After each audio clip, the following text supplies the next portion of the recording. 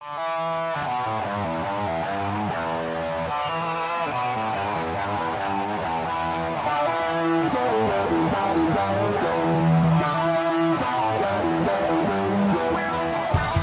time in a long time, but back like I never left.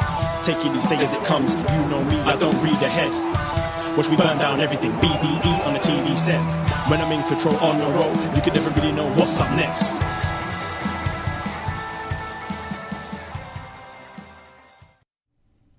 Hello. Hello, hello, hello. Braden Herrington here with Davie Portman for upNXT on YouTube.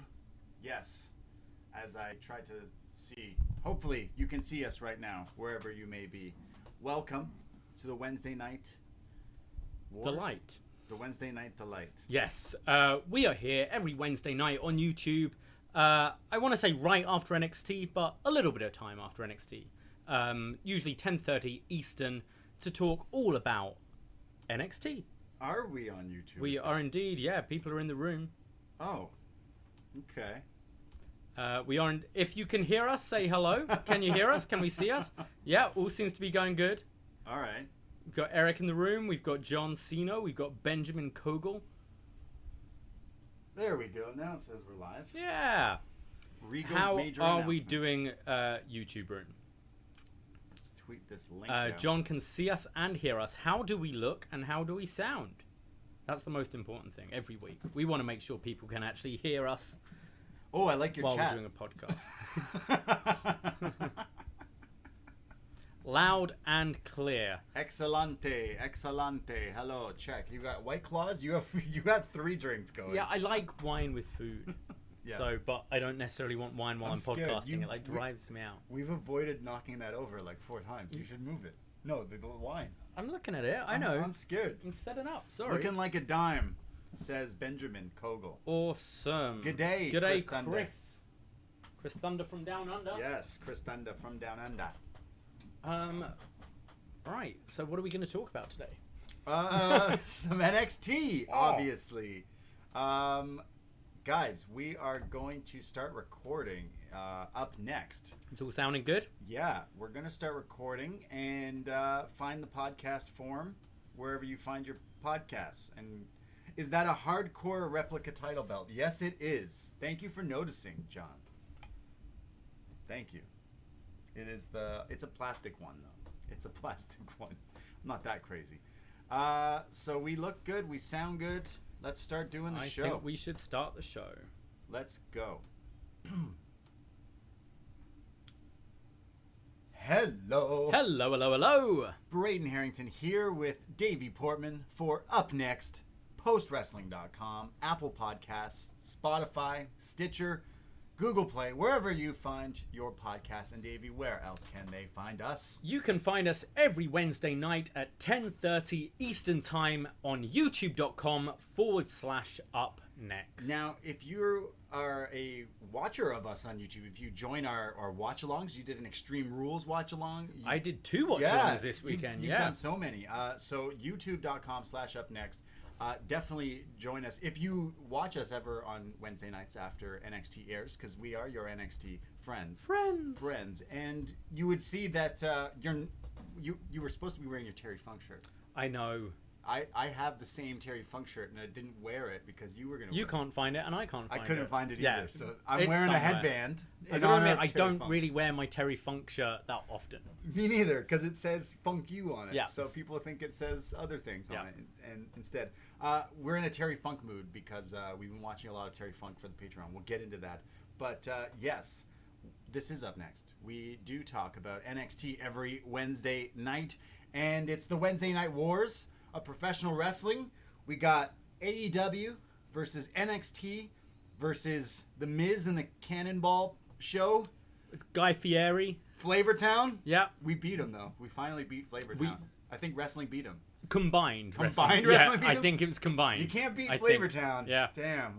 Is it Guy Fieri? Yeah. Yeah. Oh, man. I mean, he looks like a wrestler, actually. He's got the hair for it. True. Yeah. He looks like he could be in, like, 97 ECW. Yes, he definitely Give him a could. shitty cut-off shirt and some jean shorts. He has people with baking sheets. Yeah. And, he doesn't do BAM, right? He's not the guy that goes BAM. I That's don't know. Emerald, I think. I I don't know what Flavortown. You see, I know more of my British chefs. You're Jamie Oliver. Well, yeah, but then you got your Ainsley Harriot's. I bet you don't know who. He's like, ooh, tasty. Like does salsa. Oh no, I don't know that guy. Ainsley Harriot's fantastic. No. He's good to GIF. If you ever want a good GIF, just type in Ainsley Harriot. I like Salt Bay. He's the one I use. The guy who sprinkles the salt. Yeah. So we don't talk about cooking shows normally. I like Martha Stewart though. However, have you seen Martha Stewart, dude? Okay, that's for another podcast. Martha Stewart on Instagram just broke the internet. I don't know. Homemaker, definitely. Home wrecker, maybe. I don't know. Yeah, Martha Stewart. How you doing? What's going on? I'm pretty good. Yeah, I feel like I've recorded so much recently. Sure. Because I did the Slammiversary watch along, which, say what you will about Impact, that was our best numbers for a watch along ever. Nice. Bizarre. Like people joining in the chat and in the room. Yeah, but even now it's like we've had this YouTube channel for well over a year, and it's our highest view by like a long way. Okay. Which I don't know if that's because people don't want to pay to watch Impact, but there was enough curiosity to click and hear two idiots talk about Impact. I don't know, but that was a lot of fun. I did a review with Nate and John right after on the post feed, which I thought was a really good chat, and I really enjoyed that. There's just been so much wrestling. Then we had Extreme Rules, the horror show at Extreme Rules. Now you didn't get to join us for the watch along, but what did you think? Oh man, so I cherry picked. I was working Sunday night, an overnight shift. So when I got home in the morning on Monday, I was like, yeah, you know what? I'll throw on what's going on in this horror show. Got the network, obviously. So I watched it, and yeah, it was interesting. I love horror movies. I've said it on this show a bunch. We're reviewing one next month for part of our summer month. We'll get into that a little later, but it was a good gimmick. Even the swamp match, like the creative behind it was really smart. You had Bray Wyatt, who's had like so many multiple faces and personalities, and the two guys that were clearly supposed to be Luke Harper and Rowan, and then a guy who was randomly on fire. But I've watched a lot of horror movies in my life, including old ones. And in old horror movies, you can always see when a guy is going to be lit on fire. You can just always tell because he's in a fire suit. Yeah. The guy was wearing it was so like. Who edited this? Like, it looks so shit. The execution was so done poorly with that swamp match because Bray Wyatt, I think it could be a character in movies and everything. Like the swamp guy to the what does he call himself? The Fiend. Like the horror aspect was really cool. As a fan watching this, I usually say I don't like when they mix, but I was like, oh, cool. And then the acting of Braun was just a truck. Was that a match? What was that? Did you count that? So as that's a my match? thing. I thought start with, Braun as a character. Like Cena's had such a long career, and like as Way broke it down on the article about how it's like him always resisting turning heel, and then the worry about going Hollywood and all that, and there were like subtleties. The only subtlety was Alexa, which was a callback that wasn't Abigail. A really well known callback, but I think a lot of people in the watch along were like, that's cool. Alexa calling back to that. I think we should have had him as a Rosebud in there. Wow. I think we should have had Nicholas show up. Nicholas. Like, if you want to go, like, Braun's past. My other thing is, I thought it looked good. Yes. But these guys need acting lessons. Braun is so bad. Why, when you consider WWE, I think they consider themselves, like, a drama / soap opera first. Yes. And a wrestling show second. Like Vince has always said, I'm not in the wrestling business, I'm in the entertainment business. Why don't they have acting lessons in the Performance Center? In the entertainment business. I'm being serious. They have promo classes and stuff like that. But you look at Edge, you look at Jericho, you look at Cody, all of them have had like proper acting trainer, and it shows so much. And if you're moving away from where you used to just like call it on the fly, you used to improv and stuff, and everything is so heavily scripted now, you need to learn how to interpret a script and sound like a real human being and not a robot. And especially if you're moving towards cinematches now, cinema, short movies to close your pay-per-views, we need guys who can actually act in it. Yeah, Bray was fine. Like, Bray is Bray. Yeah. It's, say what you will about his character, he's at least believable in them. But fucking hell, Braun, I just can't get into it at all. I've watched so many of these movies with bad acting. Horror movies are the best when you have actors who you haven't seen somewhere before because they're a fresh face, so you believe that they're actually that person who might get murdered in horror movie type ways. But it was just so strange. Like, I thought the ideas that they had were really good, but the execution was just done really poorly. But it was cool. I want to see more of the Fiend kind of with the different characters and stuff like that, but maybe with a different person, because Braun is just Braun. He sucks. Sorry, yeah, I agree. He sucks. He sucks, and he doesn't tip. So Now, Seth versus Ray now, was my main event. Is a match that some people would say is polarizing. Wow, been waiting for that one. Yeah, I bet. Thumbs up or thumbs down? What do you think? Okay, so Rey Mysterio versus Seth Rollins, and it's an eye for an eye match. Now, I don't know about you, but how did you have to explain this to non-wrestling friends this week? Did you decide? I decided not to. Yeah, did you decide to tell your friends you watched a match where the objective was to rip your opponent's eyeball out of the socket? If you were, a lot of your friends or family or whoever were probably like, "What? What? Is this real?" The match itself was awesome. I hated the fake eyeball. Like, this company is $1 million company. You can't CGI an eyeball? Really? It was taped. Wasn't it not taped? It wasn't live, right? It was taped. I think it was live. Oh, it had man. live in the corner. Okay. I mean, look, the match itself between Seth Rollins and Rey Mysterio, I won't lie to you. It was really interesting to watch because the whole gimmick is them trying to rip each other. I feel like after the first 5 minutes where they stopped doing wrestling moves, it got good. Like, when they're Irish ripping each other and doing headlocks and stuff, I'm like, what? You're supposed to get his eye out. Yeah. What are you doing? And then it got into that, and I really liked it. I thought it was a really good match. Yeah, it was funny as hell. It's so stupid. The eye thing, I sort of liked how they tried to cover it. Like, they didn't want you to see it too much. Yeah, it's like a scary movie. I said on the post show on the Patreon how I like scary movies until I see the monster. Yes. I think Signs is one of my favorite movies until you see the alien at the end, and I lose my shit. But even then, you see a glimpse of it. Yeah, You've true. got to like freeze frame it. Yeah. But then the end, there's Joaquin Phoenix smashing water at an alien, and yeah. I mean, that movie has other issues. Yeah. I mean, the fact that the aliens are allergic to water is a big one of them. We're aliens and we're allergic to water. Let's go to a planet that's full of it. Yeah. All right, got it. Yeah, no, I know what you mean. Look, the eyeball thing, you got the glimpse of it. I wish they maybe protected it a bit more, or like maybe just purposely got shittier shots and then cut to Seth puking was the like scapegoat. We had Andrew McDonald on our top 5 extreme moments in the feedback. I think it was Andrew saying about he remembers this this event he went to as a kid. Okay.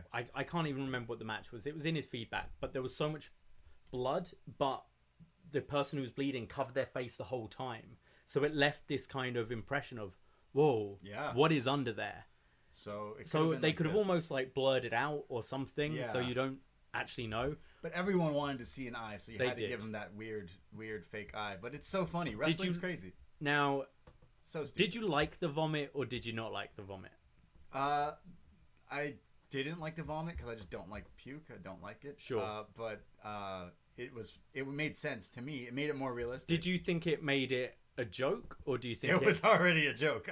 Or that's a write-off. But did you find it like funny, or did it make sense in the kind of moment that this it made sense to me. Okay, that's what I thought. Yeah, I didn't like it. I didn't like the finish. As soon as I saw the eyeball itself.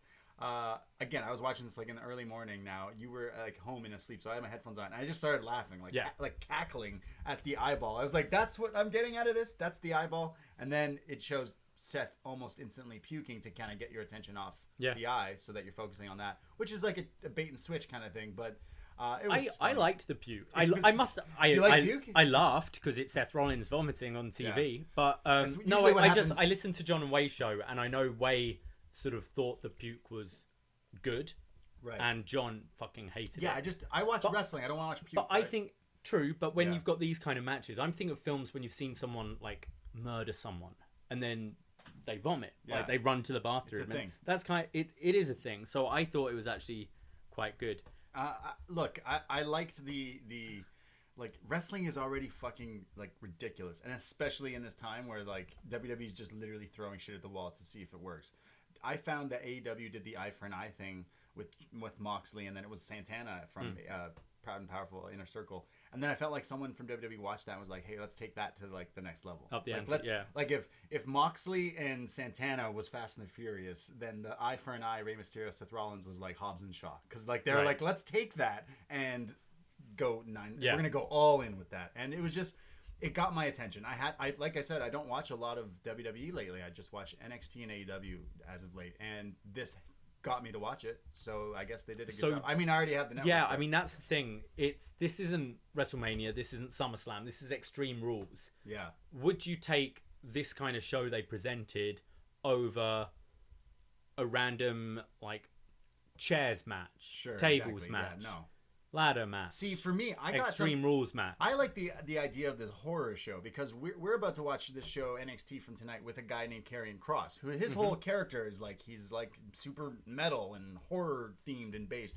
This guy would thrive in some sort of gimmick match, whether it be losing an eyeball or swamp fight. Like there's someone I want to see. So I think it was more so the character set in play. This version of Super Smash Bros. Horror show thing was just the wrong characters were selected. I think. Right. Okay. You know what I mean? Yeah, I get you. Because I love my horror movies and I'm all in it. I've been watching this new Grudge series on Netflix. It's like this new kind of thing. It's not that scary. And I'm like, oh, I kind of miss good horror movies. And then I always complain when horror movies and wrestling kind of mix because they don't usually mix well. But I thought the idea of it it showed me that it could work, and it got me to watch it. So, absolutely. I think promotion wise, I would say it worked. Yeah, just do it again in October. I would tell you what I'd love to see though. You know how New Japan have crowds now. Yeah. But they're all in masks. They're not allowed to cheer or scream. Oh. Have you not seen? Yeah, so yeah, it's okay. like clapping because they don't want to spread. They Right. don't want to be yelling. Who does?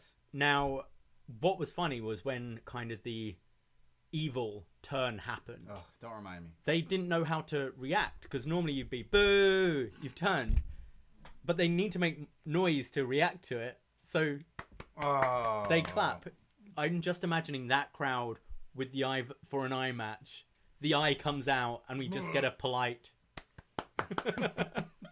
Gentleman's golf clap for someone losing their eyeball. Shout out Rey Mysterio. What a year. He's thrown off a roof, loses an eye. Wow. Hey, he knows that stem cell guy now. He don't give a shit. He's like, look, someone already fucked my knee up and they're working fine. You think an eyeball is going to keep me down? Damn. I really liked it. I know I picked Rey Mysterio as most improved wrestler of 2019. Is it the opposite? He lost both of his eyes, so he's gonna... Oh no, it's same eye twice. Same eye twice. Gotcha. Yeah. Okay, just checking. Rey Mysterio, most improved wrestler 2020. I think it would be.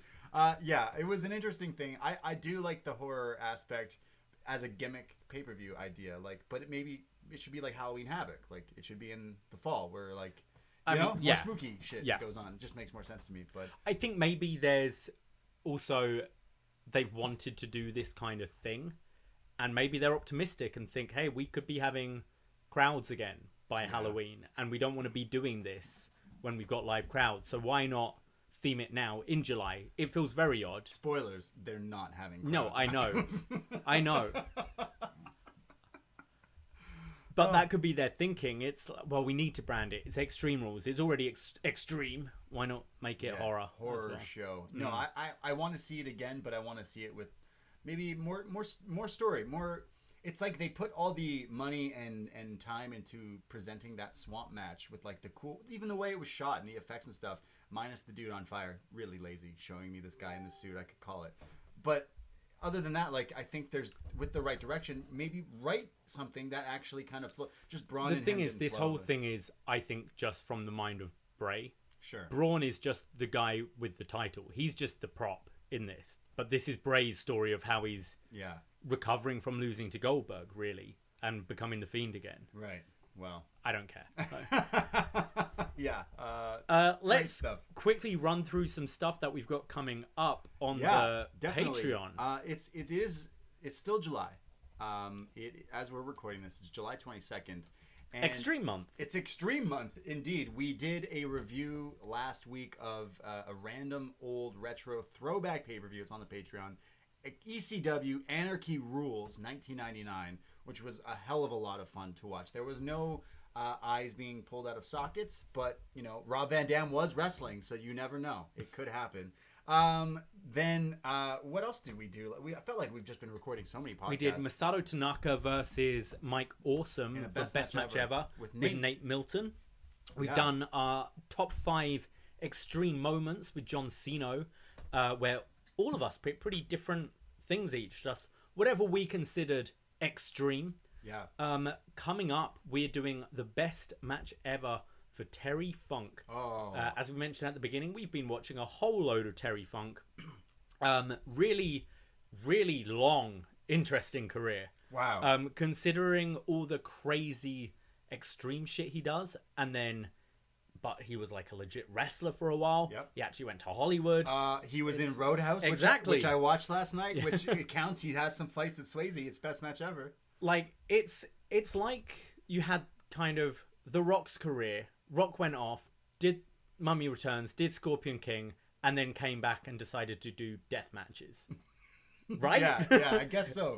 What made him do this? It's bizarre. Yeah, we're going to talk about that. My whole past 2 days have been watching Terry Funk matches. I've picked out some of the ones that we thought we made a list and we watch them and then we compare, we rate them, and we find out which one we think is the best. But I'll tell you, that rivalry between Terry Funk and Ric Flair from 1989 is fucking crazy. Yeah. I went beyond and I started watching like the promos they were cutting on each other to hype up these matches. Just crazy. The Great American Bash 89 and then their famous I Quit match. We will definitely be talking about these matches. So Terry Funk, a real one. I'm wearing a headband for him today. I noticed. And then tomorrow we're recording with Wei Ting. He's one of our world champions, and something the world champions get to do is they get to pick something for us to review. Anything. It doesn't have to be wrestling. It can be a movie. It can be a TV show. It could be a concert. It can be literally anything you want. We've had Spider-Man 3. We've had the Cruiserweight Classic. We've got Lucha Underground coming up at the end of the month. We've had The Godfather. Yep. We've had Jason X. Like, all over the place. Wei decided, of anything, he really needed to go back and watch and review Freddy Got Fingered. Now I know what you're thinking. You're scratching your head. Freddy Got Fingered? We want to reiterate as well, this was Wei Ting's pick, not ours. Wei Ting from Post Wrestling has decided to pick Tom Green in his feature starring and directing his movie. His masterpiece. His masterpiece. Look, we have not recorded the show yet. We are recording this tomorrow with Wei, but I'll be dead honest. This will be worth alone the Patreon. Like, if you want to join now, you want to hear Wei Ting talk about Tom Green and in this movie, we both watched it today separately. But wow, we're gonna be talking about Freddy Got Fingered. And Daddy, would you like? I'm so glad you didn't go hard into Extreme Rules, because if you were like, Extreme Rules was shit, it looked shit, this was shit, and you come in tomorrow praising this movie. Oh, I'm praising it. Okay. See, the trick is, get really stoned and watch it. You see, you can't just do that for every film. I think Freddy Got Fingered is an exception. I think you're allowed. I think maybe even the next step up. I don't know. But yeah, So that's going to be available for all North American champions and up. So that's going to be a lot of fun. And we had our free show last week going through the best of New Japan. We do have another free show coming next month. We're going to be looking at I Know What You Did Last Summer. Yeah. Because next month on the Patreon is Summer Month. Yes. And we thought we'd get a little spooky as well, because if the WWE can do it in July, we can do it in August. Yeah. But also, check out our Facebook group. So join the Facebook page at, upNXT Podcast. Join the Facebook group. And we've actually got a little vote on there for what pay-per-view we're going to look at on our Patreon next month. And we're going to WCW because we haven't really talked much of WCW. And a staple for a few years in WCW was the Hog Wild, Road Wild pay-per-view. So we've got 4 pay-per-views up there for you to vote for. And whatever the results will be revealed next week. And that will be a Patreon show. Hog Wild? I'm going to go through some of these cards with you quickly. Okay. So these are what you can pick from. Hog Wild 1996. Benoit versus Malenko. Ric Flair versus Eddie Guerrero, The Outsiders versus Sting and Lex Luger, and The Giant versus Hulk Hogan. I'm sold. Road Wild 1997, Conan versus Rey Mysterio in a Mexican death match, Ric Flair versus Six. I wonder if he loses his eye in a Mexican death match. Kurt Hennig versus Diamond Dallas Page. Hulk Hogan versus Lex Luger. All right, a little weak so far. Yeah, I don't know. 96 sounds good. So, 98. Oh, Rey Mysterio versus Psychosis. he still had both his eyes. Chris Jericho versus Juventud Guerrera. NWO Invitational Battle Royal. And then, in the main event, Hollywood Hogan and Eric Bischoff versus Diamond Dallas Page and Jay Leno. Jay Leno? Yes. Oh, yeah, that's right. Yeah, we got to watch that one. I hope we picked that one. And then Road Wild 99, Chris Benoit versus Diamond Dallas Page in a no DQ match. Sid Vicious versus Sting. Randy Savage versus Dennis Rodman. And Hulk Hogan versus Kevin Nash in a retirement match. Don't think it's going to last. It's like Terry Funk. Yes. But yeah, join the upNXT group. All four of them sound like there could be some fun to be had. Yes. So give us your votes, and Braden will actually be revealing it with the kind of social media manager, John Cena, next week. Because I ain't going to be here. You're taking a hiatus, a summer vacation, if you will. So next week on this show, I'll be joined by our third man, John Cena, who's going to be joining me. We're going to talk about NXT. Maybe I'll try to figure out how to go live. We'll see. If not, I'll teach you. Yeah. It'll just be podcast form. But yes, so join the Facebook page, join the Facebook group, and join the fun on there, because people are posting random things. People are posting theme songs and memes and all sorts of stuff. It's been great. And the Twitter at upNXT Podcast as well. All right, I guess we can talk about what we're here to talk about, and that is NXT. NXT from July 22nd, 2020. We start off with William Regal, who's got this huge announcement. Monumental, life-changing, biggest thing ever. Huge. It's huge. William Regal on Twitter today was saying that he's loved the time he spent here at NXT and blah, blah, blah, yada, yada, yada. Everyone thought he was retiring or leaving NXT. Which had nothing to do with his thing today, because he starts the show in his office via Skype or Zoom and says, hey, Keith Lee's got something to say. I was like, what? Okay. All right, cool. So it cuts to Keith Lee, who's now in his office via Skype, Zoom, with the North American title and the NXT World title, because he's double champion. He goes off on how he's made it to the top here in NXT, and that his trainer, Killer Tim Brooks, was behind him, and he's no longer here, but I did this for you. And you see, I did this for NXT, so I am here by declaring I will be relinquishing the NXT North American Championship. Yeah, Keith Lee's like, I got the good one. I don't need this shit. I don't need this. Yeah, I wasn't a fan of this. A little weird, a little weak. And they basically go off and explain to us, here's what I got out of this. The big news out of this is SummerSlam weekend, there is going to be a takeover. And it's called Takeover Dirty. Takeover 30 with the cool flame emoji poster. It looks lit, literally. Takeover 30 will be taking place SummerSlam. It's the same weekend. It'll be the Saturday on the WWE Network, and it will feature some matches. And one of those matches will be a multi-man ladder match for the new vacant North American Championship. So that's one of the matches we're getting. I love the idea of the match. I think that's great. Mm-hmm. And as we see later today, it's a way of getting kind of fresh people on a takeover, which I think is great.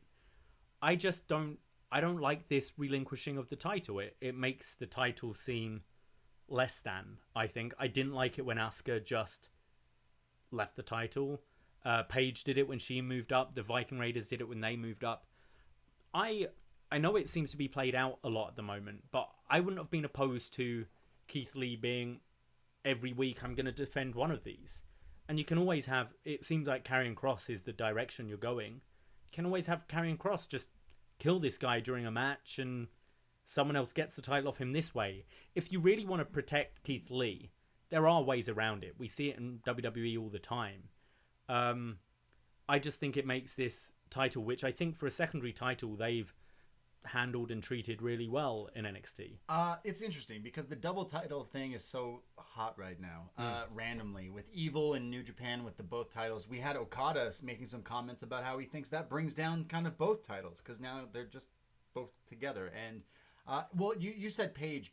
I'm pretty sure Paige didn't give it up. She had to. It was stripped from her. It was stripped from her. Taken from It's her. the same thing. So maybe it should have just been that. I don't know. I just found it really lame because I know what they're trying to get over is Keith Lee's so huge and such a nice guy that he's giving this opportunity because that's what he's saying. He keeps saying, I'm giving the opportunity to the next North American champion, whoever it may be. But it's, to me, I don't want this. You see, I know this. The thing is, I wouldn't want them to be. I don't like both titles being defended at the same time. I don't like that, what they're doing in New Japan. I'd prefer to see this one defended and this one defended separately. Right. With TakeOver it only being like a 5-6 match card, I don't want to see one guy taking up two of those slots. Yeah, that's fair. So I get that. But there are other ways around it, I think. Yeah. That him dropping it could be to build up his main feud. I don't know. I also felt you've got Keith Lee around. Could this not have been in the ring?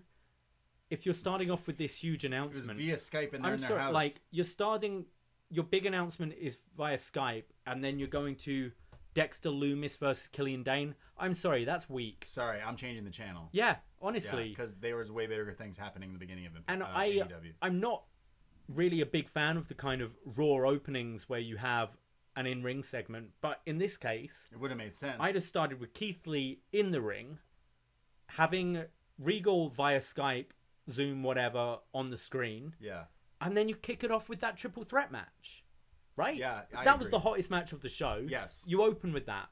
And that didn't happen. That didn't happen. Instead, we had this weird Zoom call where a guy says he doesn't want this anymore. You can take this prop.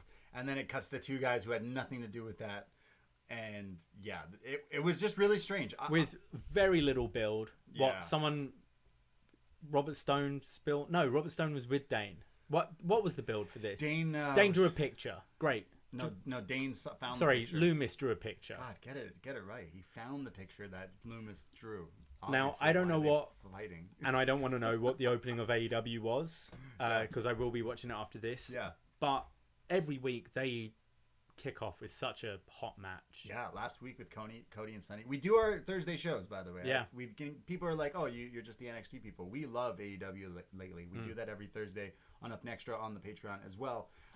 Yeah, I would have changed the channel instantly. And you know, if you've listened to us, we don't really say that on this show. But this was a real way to cool me off. Yeah. You went to a Zoom call to these two guys I don't care about. Real way for me to watch the Cody Rhodes opening TNT title match. Just saying. Yeah. However, let's talk about this opening match. Dexter Lumis versus Killian Dain.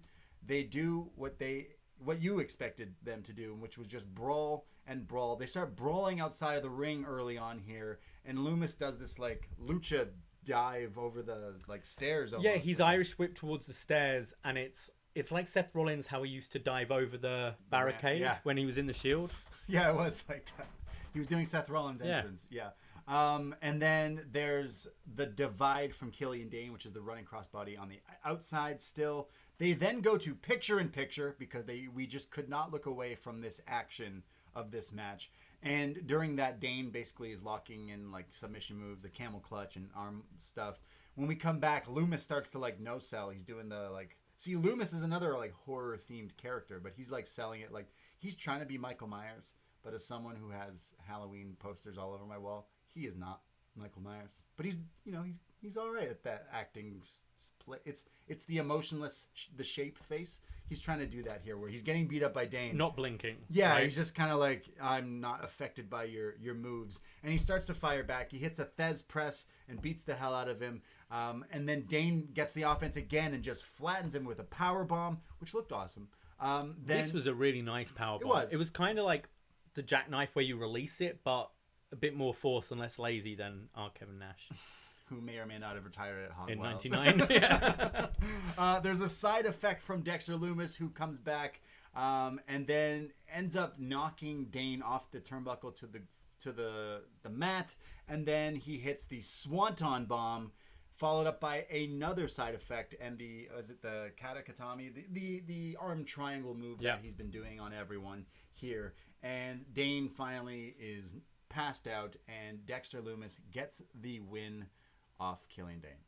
And, like we just explained, some of the spots were kind of cool and exciting. It's just like, it wasn't like a bad match or anything. It's just like there's no... The match was absolutely fine, and it feels like this was a dance like better than the match with Roderick Strong, which sounds ridiculous to say that, but it was. This Dexter Lumis match was way better than his match with Roderick Strong a couple of weeks ago, which is a weird thing to say. This was a fine match, but I don't think anyone is particularly interested in these guys. I think there's maybe vague intrigue in Dexter Lumis. Killian Dain, I can't see anyone being like, oh, can't wait to see that Killian Dain this week. Yeah, and it's like, he's not bad. Yeah, he's not bad, but you want to open the show hot. Yeah. Middle of the show, fine. I'd have taken this. This was a perfectly fine match. But I felt kind of let down by that Regal announcement that you've been hyping via Skype. And now I've got these two dudes. It was a real way to tell me maybe I'll watch this show later and watch the other one live. That's what I got out of this. And I was like, damn it, I got to do an NXT podcast because I really wanted to change the channel. And that sounds mean. And I'm not trying to sound mean, but I'm just being honest. As a wrestling fan, the match was fine. Nothing to fault, but nothing special. It should have been swapped with the triple threat match that they hyped and then didn't throw to. It was just so weird. Yeah. AEW does do the thing with the hot match in the beginning, and to me, that's how you get my attention. You have a crazy cracker right away. Of course, I'm like, oh, I'm already peaking. Let's go. Let's continue this. Here, it was like, all right, I saw two guys that are kind of scary. You could even like when you think of who won that match, you could even have like Lee in the ring announcing what it is, camera kind of in. I mean, I don't know what they're doing with locker rooms there with social distancing and stuff, but they don't seem to care. Like, suddenly you find out these are the three competitors. You've got two heels losing the match. That's their excuse. Yeah. Next week, what? I get like a minute's notice for this triple threat match against this big Aussie? I don't know. It was strange. Yeah. To go to that. We go to a backstage segment. Roderick Strong is being interviewed. And he's talking about how tonight is the first step to get Undisputed Era back on track. Yeah, they're still on that prophecy thing. They're not letting that go. Isn't that 2018? Dude, you need to let it go, man. Let it go. So Roddy's going off about that. And he says the last few weeks have been strange, but it's going to be okay. We're going to get things back on track. And in comes Bronson Reed, NXT's resident thick boy. So tonight is Roderick Strong versus Bronson Reed versus Johnny Gargano. Bronson Reed comes in here and just starts talking about how Keith Lee is giving this opportunity to all the people here in NXT. But this is where Johnny Gargano comes in. He starts to get into some pitter-patter with Roderick Strong. And then basically Roddy's like, I'm not standing around listening to you. I'm going to go get ready for our match. And Roddy like starts to walk away. And Johnny says, yeah, get out of here, you goof. Big pop. And because it's funny because obviously Gargano's had such a feud with Undisputed Era over the last 2 years. Yeah. But now he's a heel. And now so this is how heel Johnny would like, react. Just because I'm a bad guy doesn't mean I like you idiots. Yeah, it's true. So I love that. So Roddy walks off and then Gargano takes a look at Bronson and says, yeah, NXT's thick boy, and then walks off. So Bronson Reed is like, yeah, we'll see about that, Johnny. That match is coming up a little bit later on.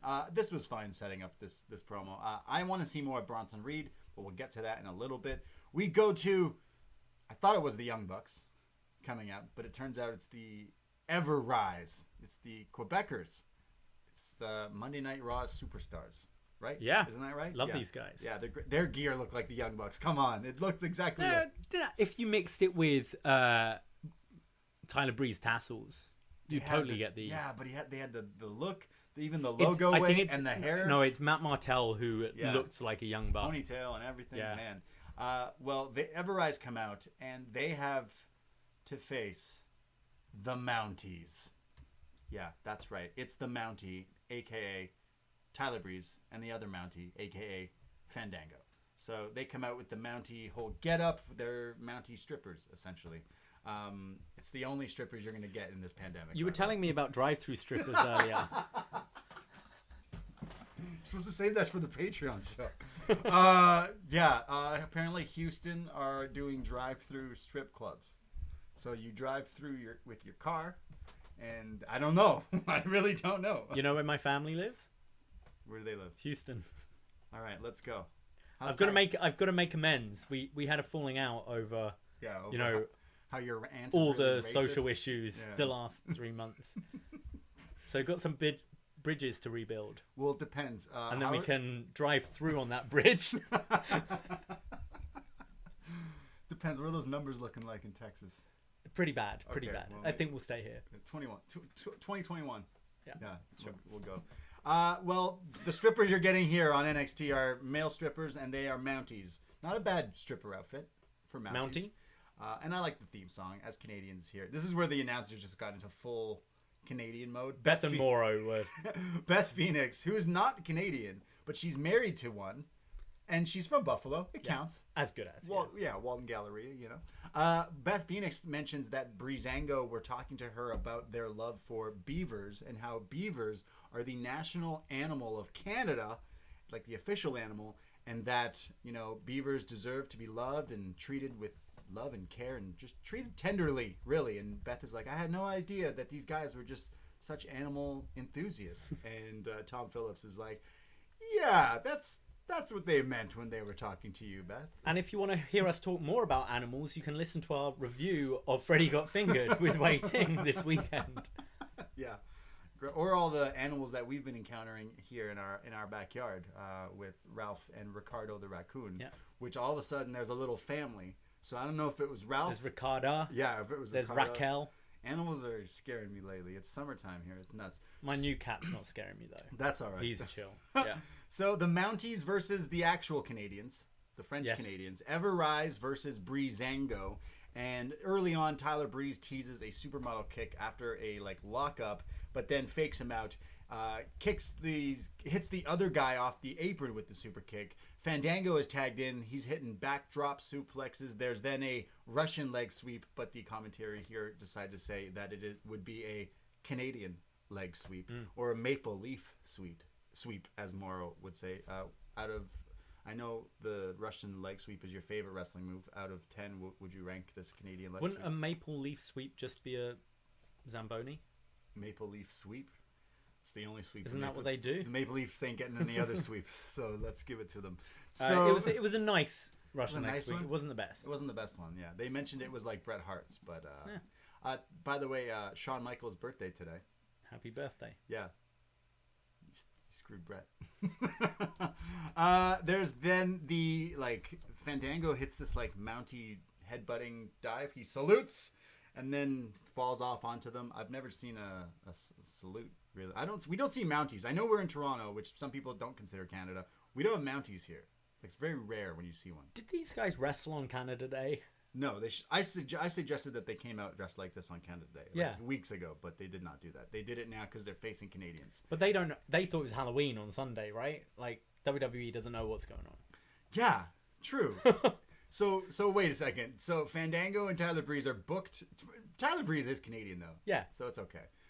Well, at the end of this comes this Mountie dive. There's then the double supermodel kick, and the Mounties win this. Fandango and Tyler Breeze win this match, and then Beth says they're going to celebrate by drinking some Tim Hortons, which is now an American company. So yeah, but it's all right. She tried. So this was okay, but I was already complaining about how this show was lacking quote unquote star power, and then I get to see Everrise versus two Mounties. Yeah, I feel like we're 40 minutes into the match, and it's 40 minutes. 40 minutes into the show. It was more like 20, 30, yeah, but yeah. We've had 2 matches and promos and stuff. Commercials, Shaq commercials. Yeah. Yeah. I'm going, right, I'm ready for the show to start. Yeah, Come on. It still felt like it was just a weird... Again, it was fine. All 4 of these guys are fine. They're great. Fandango and Tyler Breeze, they had that title tag spot. It's they can still be in that position. I just don't know where we go from here with them here. They're not a hot act. No one's rushing to change the channel to watch Tyler Breeze and Fandango. No. As much as we've kind of praised their recent little run here, because they've been having some good matches. This was a squash match. Everrise have some potential, but they're not seen as stars, really. Doesn't this just seem like the problem with NXT right now? All the stars, apart from maybe Kross, just feel stale. Yeah. All your top guys in the old format of NXT, they'd be on the main roster by now. But now NXT's bigger, they're staying there. So all your top guys, your Undisputed Era, your Garganos, your Ciampas, just feel really stale. Yeah. And then the undercard just don't feel like stars.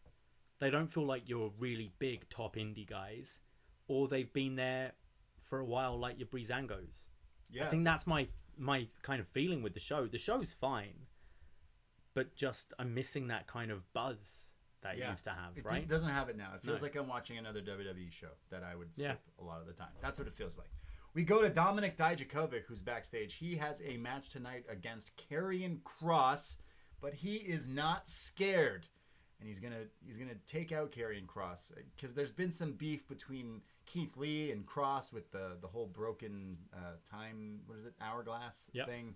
So Dominik Dijakovic is not worried about this, and he's gonna take him out tonight. He's gonna be the first guy to beat Karrion Kross, says Dominik Dijakovic. And up next, we go to the Robert Stone brand. Now, Robert Stone was run over by a tank.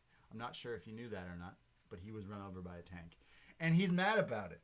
He's really mad about it. So Aaliyah, who is it's official that she works under Robert Stone. She's brand. with him now. She's going to face Shotzi Blackheart, who does come out in the tank yet again. I love this tank. Now, we were getting in an argument because you were like, Shotzi got this like new tattoo. And I'm like, like a chess piece. And this tattoo is like huge. Like it covers like big chunks of her, like almost like upper shoulders almost. Looks crazy, but I thought it was fake. Like I was like, how did she just show up one day and wrestle? But I guess it's that easy. Looked great. Looked awesome. Shotzi Blackheart, early as this match starts, drops Aaliyah. And you know when Jeff Hardy used to drop you on your back and then hold your legs and then like basically put his legs together and leg drop your balls? Yep. Yeah. Well, Shotzi now adds that to her arsenal, and as she does it, she says, "Welcome to the ball pit," and drops down on Aaliyah, who doesn't, and she said ball pit. Would it be a low blow? Jeff Hardy always did it, and the ref never called it. We were talking about this because we had an atomic drop in one of the matches, and that's a low blow, right? Yeah. Otherwise, what is it hurting? Right. Yeah. It's not a low blow if it's in a women's match. No. Right. I guess. Like a low blow wouldn't be a DQ in a women's match. It's not the same. I don't think so. Yeah, right. Well, she hits this move. I like it. There's then the classic running senton in the ropes. She howls like a wolf, runs at Aaliyah, but who counters that. Like there's some technical maneuvers from Aaliyah who's like countering some of Shotzi's moves, counters out of a kick, and ends up hitting this like beautiful Northern Lights suplex here. Looked like almost two of them at the same back to forth. And then Shotzi comes back with some shots to Aaliyah and ends up hitting a tiger suplex, which is like going behind and hooking both chicken wings and suplexing the person. This looked crazy. Triple H's favorite. Yeah, clearly. He watched his Daniel Bryan. Or is it Masao who does that move too? Man, so many people. That move is crazy. Yeah. Shotzi hits this move. Then Robert Stone decides to get involved on the apron. She then hits a pump kick to Stone, sending him flying. Shotzi climbs the top rope, hits the flying back senton to Aaliyah. Shotzi pins Aaliyah and wins the match. After this, Shotzi goes down to get into her tank and decides to run over Robert Stone's other leg with the tank. As she's doing this, she's kind of like laughing at Robert Stone, and out of nowhere, a mystery boot just finds its place on Shotzi's face, sending her flying out of the tank. And it's revealed that it's Mercedes Martinez who comes down here and kind of to the save of Robert Stone. She doesn't move the tank. She doesn't help Aaliyah move the tank, but she made the save. And we're left to only wonder, what could Martinez want with Robert Stone? This was my favorite match so far on this show. Oh yeah, me too. We criticize Aaliyah a lot on this show. No. She's been here a long time. Oh. She's from our city, and I think this was Aaliyah's best match. Wow. Best match ever, Aaliyah. Yes. You'd have thought it'd been one of those 50s ILE matches, but no, I thought this was actually really good. I thought Aaliyah looked like way better than she's done before. She was trying some different things we haven't seen before. I think she's been talking to Alicia Fox because her Northern Lights suplex looked lovely. Shotzi's always great, got such a great personality. I can see her being a bit polarizing. I can see some people finding her too brash and just not getting it. I know you like her. I think she's great. And we've got some direction at the end with Mercedes Martinez. It's okay, cool. We've got a little feud going on here, Shotzi and Mercedes. I'm still kind of looking at this show going, all right, when's something happening? Because we've gone from Dain and Lumis to Breezango to Aaliyah. Yeah. Right? But this exceeded my expectations, and I quite enjoyed this segment. I like what Robert Stone is doing. I'm not a huge fan of him when I watched him like in TNA back in the day, but he's really coming to his own on this. I say this every week. He's really funny on the show. I don't know, maybe he's a guy who has taken acting classes because his comedy is kind of hitting for me. He kind of understands what to say and when to say it and his timing and everything like that. He's great, and I totally wanted to see his leg get run over by a tank. Like, it was just me where I was like, let's go run him over again, and I got it. Yeah, I think Shotzi is going to be a champion in WWE for sure. I can see her. She has such a different look, such like the howling and stuff. It's so over the top, but that's what wrestling is. I think it'll work. Here I am talking about like horror movies and stuff. She kind of is in that aspect of like that, with like the way she dresses and stuff like that. Yeah, she's great, and even Aaliyah looked good in this match. I will say. Yeah, I think so. Maybe she's getting ready for that rematch with Xia Li. Can't wait. Yeah, or the tag team. What was it? Xia Li. And Mercedes Martinez, we'll see her a little bit later to see what she's getting up to. But yeah, this was pretty good for what it was. It got the story moving. We have a vignette for. Someone in the YouTube chat saying, "Forget the fight pit. We want the ball pit match." Love it. That would be great. Hey, wasn't that Crash Holly? Was there a ball pit match? There was. Crash Holly got pinned in a ball pit. Whoa, for the hardcore title. Yeah. Yeah. So maybe that's something that can happen. Ball pit. Welcome to the Ballroom Blitz. We go to a vignette for Isaiah Swerve Scott. He's talking about how he's making waves here in NXT, and he's been here for a little while, but it's all about making the right step. And then we see him in like a music studio. He's like recording some music. I follow him on his Twitter, his social, and he's been posting like freestyles and him like rapping, and he makes like, I don't know if he makes like albums and EPs, but Swerve does make music. So here he is in the studio, and he's talking about how his whole life he was like, he liked to be alone and on his own and kind of like a drifter, but he finds the similarities when he makes his music as he does in wrestling. You gotta, do things the proper way. You gotta practice. Timing is everything. And then he talks about how he came face to face with Johnny Gargano and almost got there, but lost. And then he mentions Santos Escobar and how if he ever gets to tangle it up with him again, he would take the Cruiserweight title, and it's Swerve's house. So this was cool. As a person who has a little bedroom music studio of my own, it was cool to see someone like incorporating his other like hobbies in his life. I kind of just wish he rapped. I was like, yo, when are you gonna spit? I thought I was watching America's Got Talent. Yeah, I thought he was about to come out and have his decks and like start rapping in front of Simon Cowell, and whoever's on that show now. Katy Perry and Lionel It's like it was cool. Like, it was a great character piece, but I don't know if I want to know about your hobbies. Dude, I want to know why you're a good wrestler. It totally was like he was like about to come out and butcher like a song. Like, like he's hyping up his story. Like, I like to be alone as a kid. I was a single child. Parents weren't around. Now my I dad like died to fight. when I was 2, and raised by my dad. It did feel like that. Look, I like hip hop and music and stuff like that. I have checked out some of his stuff. He's not bad. He's pretty cool. I want to maybe send him some beats. But it's just, your character is not you're not a rapper, because I haven't seen you rap on TV at least. So now you're telling me that you just like to make music. So I was expecting like maybe some sort of freestyle here or something. I don't know. Maybe that's something we're gonna get. I mean, I shouldn't criticize because it hasn't happened yet. Character pieces are great. Like we saw there was a Roddy one years ago where finally you were like, all right, Where I'm he was invested dad. into this guy. It was his dad one. But I am kind of watching going, all right, but I don't care about your rapping. I want to watch you wrestle. Yeah. For me, there's a guy on the indies here before COVID, obviously, BC. Kevin Bennett. He's a Smash Wrestling. He's from Buffalo. Yeah. Yes. Yeah. His gimmick is he does what I do. He like makes beats and he like raps and stuff like that. But when he has scheduled matches or like a rivalry going on, he'll release like a minute long over a beat freestyle where the freestyle is like not kind of like just what John Cena would do, but it's like actually a song about like what's going on.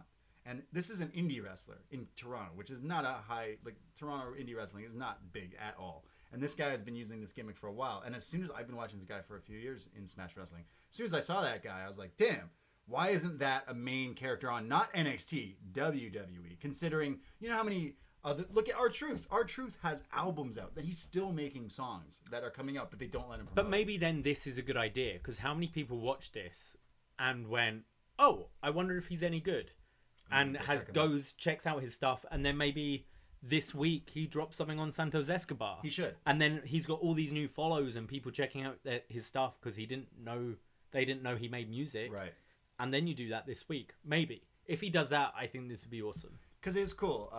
He was just like in some studio, but we didn't really get to see. It said like there's more to see out of this. I think we'll see him maybe in the studio again, but yeah, I'm not like against it, but I was kind of just left like, now I can't stop thinking that I was watching him for X Factor or something. He's gonna like come out here and like start singing some Meatloaf or I don't know. Strange. So Simon going, you know what? I need you to believe in yourself because I believe in you, and then hitting that buzzer. You hear whose house? Swerve's house. That was absolute rubbish. You made me want to have Seth Rollins gouge my eyes and ears out. I'd rather listen to Flo Rida. We then go to our triple threat match that we were promised so much earlier, but we did not get. And that is the winner of this triple threat match will be added to the multi-man ladder match for the North American title. If you win this match, you're entered into the match at TakeOver 30. Johnny Gargano, Roderick Strong, and Bronson Reed. Now, this is an interesting one because Roderick Strong has been the workhorse of NXT for far too long. Workhorse of the WWE. I think Roderick Strong is one of the best workers in wrestling, but in this company. And then you have Johnny Gargano, who in my opinion is one of the best workers in this company. And then you have Bronson Reed, who for weeks, months now, we've been waiting for him to kind of have his breakout kind of moment. And we've seen it recently with him against Karrion Kross. But this would be a real test because you're put in here between two guys that everyone, I think we were just like, well, wait, can we just see Johnny versus Roddy? Because that would be good. We've seen like TV matches of that. But here it's a triple threat. And you know what? I'll say it right off the bat. Bronson Reed, he can hang. He could definitely hang with these two. This was so much fun. Johnny and Roddy are like verbally butting heads because they're psyching each other out. They kind of know their moves are similar. So they're both on the outside. They're doing... It's the thing I always criticize about in triple threat matches where the heel bails to the outside and lets the baby faces fight. Yeah. But here it's two heels and a baby face. So they both bail to the outside and don't want to fight the big guy. They're going, you go. No, you go. All right, after three, we'll both go, and neither go. I knew you wouldn't go. They fake each other out. Yeah, it's great. They eventually do get in the ring, and Bronson is just throwing them around. This guy is like, his gimmick is like he's a movie monster to me. Like he's terrorizing. He's throwing these dudes all over the place. He's like Godzilla. It's great. There's like a spot where Roddy and Gargano like both like dodge under and leapfrog up, and Bronson just like. Not a pounce, but just throws the other guy into the other one, like midair collision. I think they called it like a swat. It was more like that. You just swatted him. It's King Kong swatting away like these like helicopters. It's great. There's then like this commercial break with no P&P. And I know I got mad about this last week, but let me get this straight for those keeping score at home. We started the show off by William Regal and Keith Lee telling us that the North American title is going to be relinquished and that it's going to be on the line in this ladder match, and there's going to be a triple threat match for this spot. and that's going to be later. But instead, we got Killian Dain and Dexter Lumis. And when they went to commercial, we got picture-in-picture. But when the triple threat match that's happening right now goes to break... Shakaroni and Shaq Frosted Flakes. Just how many fucking commercials is he? And if you want to hear us talk more about Shaq, listen to our Freddie Got Fingered review this weekend with Waiting. But this is it's just so annoying. Why the fuck are you going to picture-in-picture with that match? I know it has something to do with, commercials and ads and stuff like that. I work in TV. I get it. But really... Flip the matches. Why would you... Why? Yeah, I agree. It was very strange. So we come back from commercial with no picture-in-picture. There's a sunset flip from Roddy into Gargano, but there's like knees and then a flying knee to Roddy again. There's the slingshot spear. There's then a tope instantly into Reed. Johnny is just on fire. Back in the ring, Roddy gets a double underhook rope-assisted backbreaker on Johnny for a 2 count. While Johnny and Roddy are fighting, Bronson Reed at the same time, like, reverse DDTs Roddy while giving a Uranagi onto him. It's like the kind of Johnny. Christian inverted DDT with an Uranagi at the same time. Looked great. Like, so onto both guys, onto each other. Looked really good. This was really cool, but it's only a 2 count. Roddy is back. He's getting chops in. He's like blocking Reed here. Johnny hits an enzigiri to Reed, which sets up Roddy to hit the Olympic Slam for a 2 count. There's then another backbreaker on Johnny Gargano. Roddy's hitting the forearm train, and Johnny just throws him out of the ring. Reed, while both guys, Johnny and Roddy are fighting on the outside, Reed hits a suicide dive onto both of them. They then go to commercial again. When we come back, Reed is now beating on both guys. He's got one of them up for a like doomsday kind of fireman carry, but the other like some really creative kind of 3-way spots. But one guy like flies over the other one. It made total sense. There's then like a double Samoan drop. The doomsday was counted into a poison Rana. So like Johnny's on the shoulders. Roddy goes to do the doomsday, but Johnny ducks it, and then at the same time is poison Rana to Bronson Reed. Insane. Double Samoan drops. There's flying knees. There's super kicks. There's power bombs. There's like a tiger driver that's countered into a Hurricane Rana from Gargano. Then the satellite into the Gargano escape. It's not over yet. Roddy then gets the lawn dart. Johnny hits the final beat, but as Johnny hits the final beat on Roddy, laying him out in the corner of your screen, a flying monster, the flying Ozilla, with the splash to Roderick Strong, Bronson Reed wins the match and advances to TakeOver 30 in a huge upset. However, during this whole match we were watching together, we were shouting at the TV, screaming, we want Bronson Reed to win this match. And he did. Yeah, I think what would be best is I would like to see Roddy and Gargano go at it in a singles at TakeOver. Definitely. We haven't seen Undisputed since the title was dropped. I kind of think rest them. Maybe just have Roddy hanging around, and you can have Gargano like poke at that a bit, like where are your boys? So Johnny and have Roddy as kind of a face in this. But yeah, Bronson, the main thing, Bronson going over here. Yeah, I loved it. This is what they need. They need to start elevating other guys. Bronson Reed really proved himself in this match. Yes, I think from this and the like mini TV Karrion Kross feud the other week, I think he's won over a lot of fans here. I really enjoyed this. I think this was match of the night. Definitely. The right guy won, but I'm also intrigued with what the losers do. So this is what you want. They definitely did their job. I like I just mentioned off the top, Gargano is one of my favorite wrestlers, hands down. He just is. As is Roderick Strong. Been following Roderick for a long time in the world of pro wrestling. But Bronson Reed, by the end of this match, I needed him to win. As a fan, you were watching, you're like, no, this guy needs to kill both of them. You can do it. You can break out here. And this was a star-making moment for him. Because now I could even project him maybe even winning that ladder match or stealing the show in some capacity. Bronson Reed, who was Jonah Rock, we had so many of our like listeners kind of... I know Chris Thunder from Down Under... Chris is in the YouTube room right now, and he's like, finally, you guys get to see what I've been saying about. Hey, we always said, I've been saying that. I knew it was going to come. I could say, even his gear has been better lately. His look, everything he's been doing is fantastic. So, what is it? Claws up for Bronson Reed, the resident thick boy. Yeah, not a White Claw, like his actual like claw. Yeah, fucking oath. An Aussie wins here, and he's going into the title match. But where does this leave Gargano and Roderick Strong? Maybe they'll fight one-on-one at TakeOver. I don't know, but that could be crazy too. This was so much fun. This was honestly this saved the show for me. This was my match of the night, definitely. But Johnny Gargano tweeted tonight saying, "What's the deal with triple threat matches?" Because if you look at history, Johnny Gargano never loses in the triple threat. It's the other person that loses. So now he's saying Roddy screwed me out of me going into. I mean, this what match. we also normally get in these things is like a last chance. Yeah, we could a last chance 6-man or battle royal or something like that. Yeah. So that's something we might get down the line. Did they say how many places are in this? I imagine 6. It looked like 5, but I could be wrong. 5? Yeah. Okay. I just quickly glanced at it, but yeah, I would put a few other people in this match, but we'll get maybe to that. I mean, yeah, you can't have just Bronson Reed in this match. Yeah, You'll need a few more. Just let him climb it and win right away. It'd be great.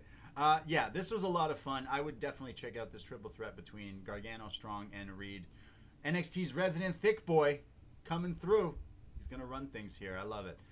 We have a recap of Oney Lorcan and Timothy Thatcher and how Oney Lorcan kind of got his ass kicked by Thatcher. But it's a rematch right now. Are you ready? Throw him up.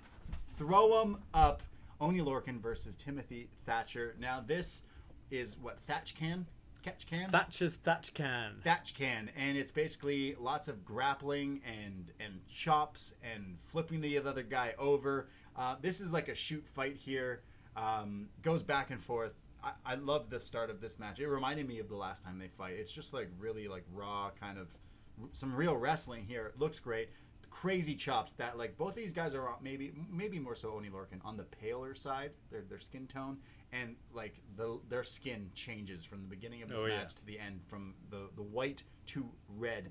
Thatcher hits a belly to belly, then almost like a heart punch type of move to Oney Lorcan. We come back from commercial break, and it's Oney who's now got the single leg crab like his buddy Lance Storm on Thatcher. And then the Fujiwara. So now Oney's like, hey, I've been watching you and your school of wrestling moves, and I can do them just as well. So he's doing all the moves that he's talking about. But Thatcher, the heel, fish hooks Oney Lorcan, which they remind us is very illegal in wrestling. And I'm like, really? That's illegal in wrestling? I just watched a guy get his eye pulled out. But okay. Then they're chopping the hell out of each other, back and forth. Oney hits the half and half suplex, but it's not enough. He then goes for the Fujiwara again.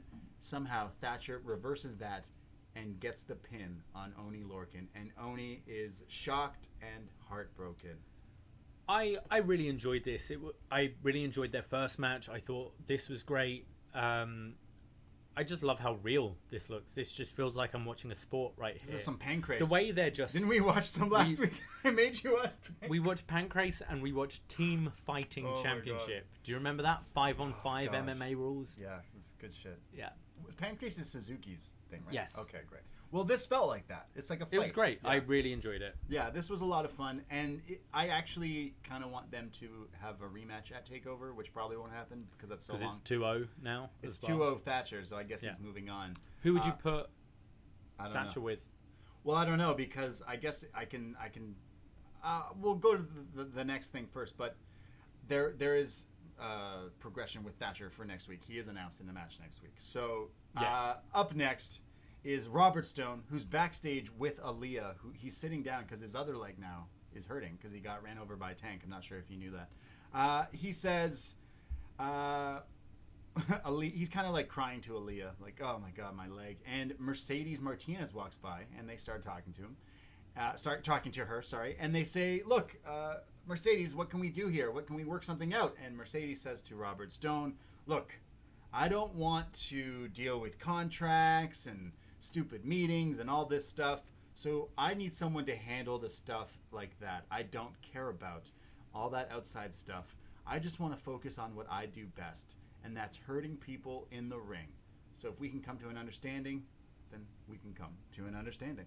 So Robert Stone shakes her hand, and now Mercedes Martinez is possibly the newest member of the Robert Stone brand. And as Mercedes walks off, Stone and Aaliyah are like, oh shit, We got another one. We got one. I like it because she basically went, look, I just want you to, don't come to the ring with me. I just want you to book matches, make sure my money comes in on time, do all the boring shit. Yeah. I want to wrestle. I'm a fighter. And, look, just do that. So, it felt like you had Robert Stone with Chelsea Green. We all thought Chelsea Green was being moved up because they broke up. We haven't seen her again. She's just gone. We then had Aaliyah come in. Yeah. We then had Robert Stone seem to have something with Killian Dain last week, and they just decided to drop that instantly. And now Mercedes Martinez.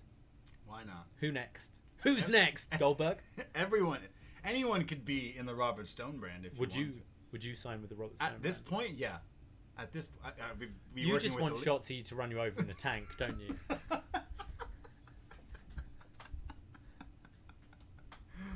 Well, yeah. No, I think this guy has just been super funny, and I am interested. I like the idea that he can have different people that may not stay, may come and go. Mercedes could be pulling his leg.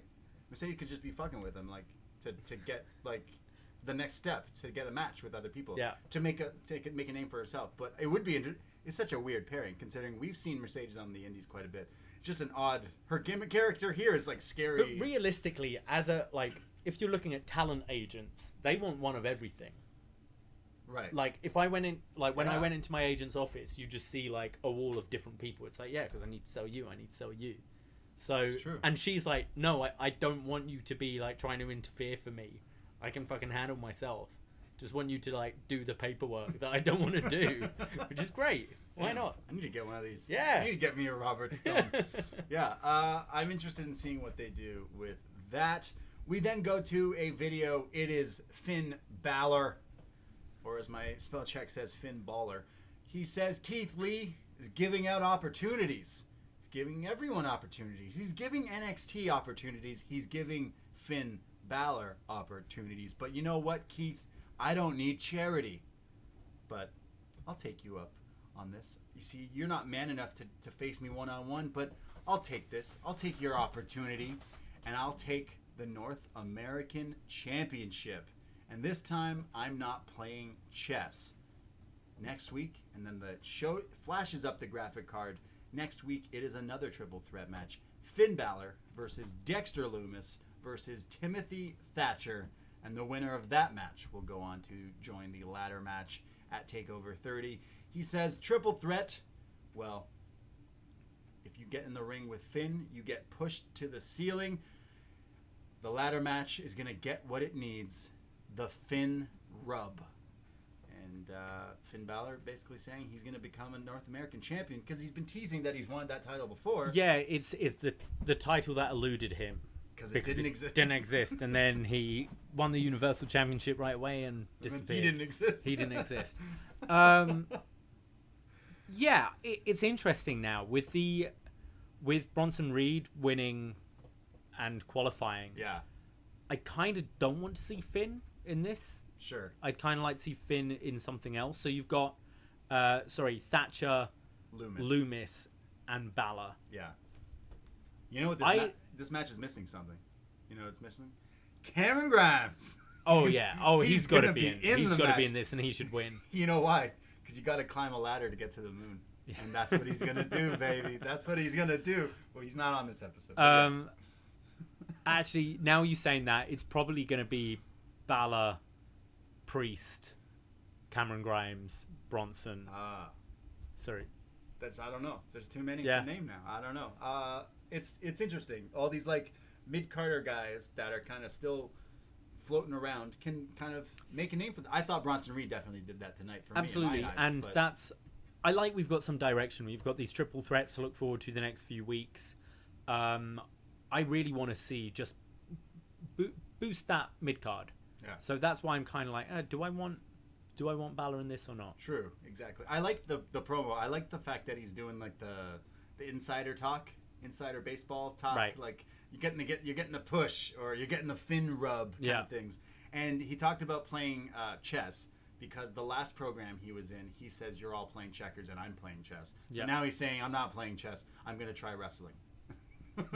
So maybe it'll work for him. He hasn't done too much since he's I also been liked. I don't like charity, but I'll take it. I don't like charity. You don't need to hand me anything, but all right, yeah, I'll be in this. I don't need charity, but Lumis won a match tonight. Thatcher won a match tonight. They get entered into this, and I don't. Yeah. But I don't need charity. True. We go to our main event of the evening. It's time to fall and pray. Karrion Kross with Scarlett versus Dominik Dijakovic in our main event. And does this count? Big Lads Wrestling. Big Lads Wrestling! They're both pretty big. Yeah. Actually, I think Kross is... I don't think you quite realise how big he is. Yeah. Because Dijakovic, we know, is a big lad. Kross was only a couple of inches shorter than him. He didn't look much shorter. Karrion Kross is 6 foot 4.5 according to Wikipedia. That's big. Right? So that's a big lad. That's a big lad. That counts. I'll count it as a big... You're going to tell him no? I wouldn't tell him no. I ain't telling him shit. I shave my head. Every time I shave my head now, I look in the mirror and I see Karrion Kross. That's what I do now. I got that vibe going. He just doesn't have facial hair like me, but, we wear black. I'm working on the tattoos, but I don't have quite as many. But you don't have a stag on your back? What does he have on his back? I don't know. It's weird. It looked like There's just like a stag. What do you mean, like a stag? Like stag a deer. Oh, okay. Deer. He's got a deer on his back. Yeah. Nice. It's an interesting one. Should I get that? Sure. Why not? Yeah, I'll get a moose. This match starts off with these two big lads wrestling with tests of strength. And it's kind of Dijakovic who's kind of getting the strength offense here, which is kind of not necessarily freaking carrying out, but he keeps trying to reset. He keeps it calm. Early on, Dominik Dijakovic tries to go for the Feast Your Eyes, the torture rack into the knee, but it's blocked, which then Kross goes for the Doomsday Saito, and that is blocked. They then start to scrap all around the outside and slamming each other into the plexiglass. And you know what sucks? Shotzi Blackheart on the main roster is such fun to watch in the crowd. Yeah. Here she's a star on the show. So it's the only time I'm ever like, oh man, I wish Shotzi was in the crowd. But no, she shouldn't be in the crowd. You know what I want to see on... I just want NXT just have Randy Orton. Yeah, that'll be the day. With RJ City. Just got who else would you have? With RJ City? Yeah, they have a little. Oh, did they have a beef? They have a beef today. Yeah, great. Yeah, Randy's grown on me the last year. He's matured. And unexpected Twitter beefs is RJ City and Randy Orton today. But I like the fighting around the plexiglass and stuff. Yeah, it's cool. But I love Shotzi in the background. Is plexiglass just a fancy name for see-through plastic? Yes. Plexiglass sounds like, oh damn, slamming against plexiglass. See-through plastic. Yeah. It's plexiglass. Yeah, right, the hockey boards and stuff. Well, they're fighting all around it, and they go back into the ring here, and Kross hits this nasty roundhouse kick, just right to the head of Dijakovic. Looks great. They go to picture-in-picture during break, and it's basically Kross wearing Dijakovic down. He's got a series of headlocks. He's wrenching him, kind of throwing him around. When we come back, it's not quite the Saito suplex, but it's like a back suplex onto Dijakovic. He goes for the cross jacket, but it's blocked. There's then forearms. There's then the suplex throw from Dijak. Then the sit-out choke bomb for a 2 count as Kross kicks out. And then while Kross is on the outside kind of catching his breath, Dijakovic hits a flying tope con hero to the outside onto Kross. Just crazy considering how tall this guy is. They go back into...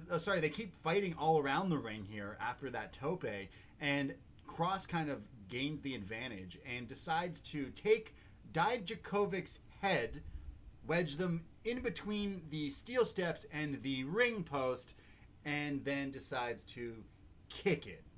And just, pushing the steps against the head of Dijakovic.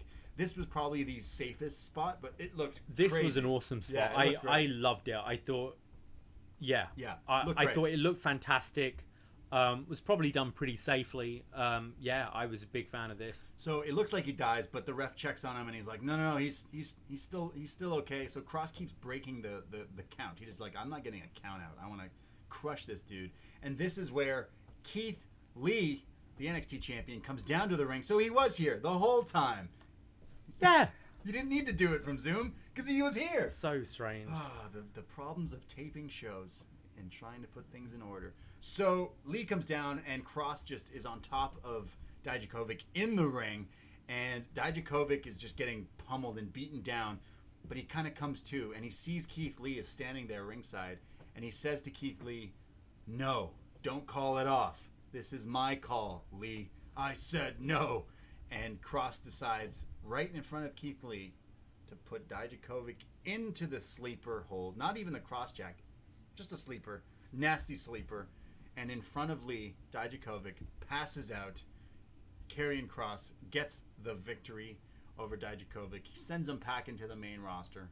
And Keith Lee and Dijakovic laying there. Keith Lee and Karrion Kross kind of have this little stare down, this moment.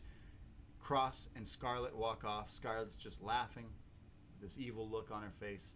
And Keith Lee and his boy Dijak are just standing there like, huh, what a night. Yeah. And that's NXT. I actually really liked the angle at the end there. For me, it kind of went on a bit too long. Right, it's like this Ciampa match. You had the kick happen, like the spot with the steps, and then I think maybe you should have had once Dijak being like, "No, don't, like it's mine, it's mine," telling Keith, but it seemed to be like for 2 minutes. It's like, well, this move isn't that effective, is it? You just crushed his skull, and now you're. Yeah. But I like the idea of the angle. I thought that spot with the stairs looked awesome. I think it worked really well having Keith Lee involved with this guy that he's got I wouldn't say a friendship, but like this mutual respect that they've been fighting for years. They've said that they fought before NXT. So having him look out for his buddy, but also that respect where, all right, you're telling me not to throw in the towel for you. I respect you. I love that. Just felt it dragged out a little bit too much at the end, but it looks like we're going with Kross and Lee, which I'm absolutely fine with, and I think Kross should just, go over.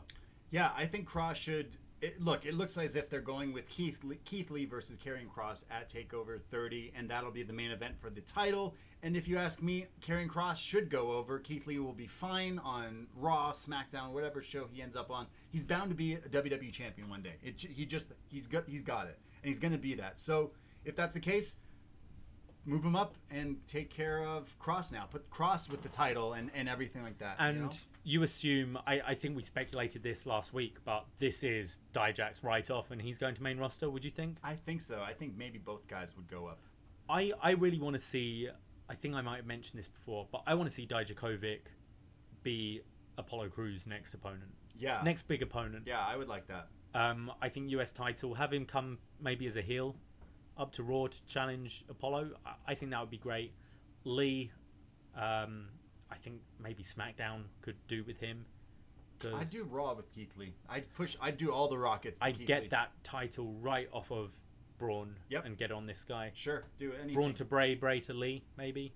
Anything. I think Keith Lee would be a bigger WWE star than he is just right now. And he just won this title, but I'm just saying, it just makes sense I feel the main roster feels more right for him. Yeah. A guy of his size, both him and Dijak. I think they do so much better on the main roster. Yeah. Whereas the worry with a lot of our NXT favorites is size, right? It's a Johnny Gargano, a Ciampa, and a Cole where you go, we love them, but are they going to look like little guys on the main roster? That's not a worry with your Keith Lees and your Dijaks. Karrion Kross is also pretty big, and we were talking about this whole show how we didn't see a lot of star power, but when this guy's entrance hits with him and Scarlett, you know who the star is. 100%. It's this guy. You see they're putting all their money behind this guy. Yeah. It's actually crazy to think that this guy hasn't had a audience in NXT, in WWE. Yeah. He's debuted without we haven't seen that crowd. Barclays Center entrance with him yet, and that kind of thing. Yeah, which is crazy because we might not see that for a while. I know, but I think he's going to be NXT for quite a while. Yeah, I think he should be until running we get things rounds here. back. Yeah, he really should. Definitely, he has the look. He's got some cool moves. He's got the manager who comes out all creepy.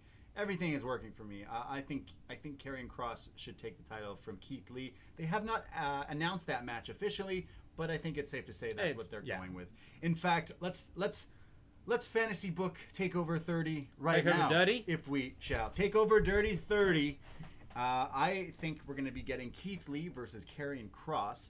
I also think we're going to be getting Io Shirai versus Dakota Kai. Which one will get me high? We'll have to find out. We're also getting that North American title ladder match with multiple people in it. I'm going to say Bronson Reed, Finn Balor, Cameron Grimes, Damian Priest, Cameron Grimes, and who would the last one be? Just Cameron Grimes. Doesn't matter. No. I don't know. Who the last one would be Cameron there? Grimes twice. Santos Escobar versus Swerve. Escobar versus Swerve for the Cruiserweight title. And there's your takeover. And maybe Gargano and Roddy, I'd say. That's 4 matches, yeah. And then we need a tag title. It's Imperium still? Oh, yeah. The tag division feels lost right now. Oh, yeah. In NXT. Tag team wrestling is not, this is not the show. Used to be what NXT was good for. Yeah, AEW is definitely the tag team wrestling show. That looks like a pretty solid takeover card. It'll be good. I don't think takeovers ever disappoint. No, definitely not.